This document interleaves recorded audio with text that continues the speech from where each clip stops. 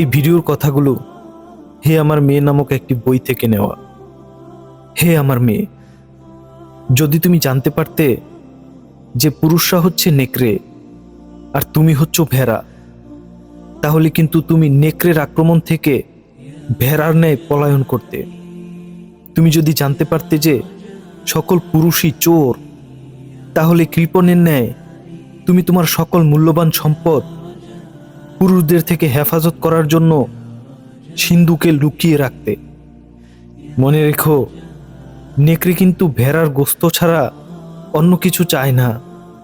আর পুরুষ তোমার কাছ থেকে যে জিনিস ছিনিয়ে নিতে চায় তা কিন্তু ভেড়ার গোস্তের চেয়ে অনেক মূল্যবান।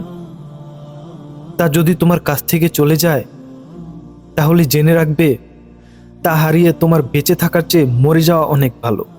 সে তোমার সবচেয়ে মূল্যবান সম্পত্তি নষ্ট করতে চায়, যার মধ্যে নিহিত রয়েছে তোমার সম্মান, যা নিয়ে তুমি গর্ব করো এবং যা নিয়ে তুমি বেঁচে থাকতে চাও।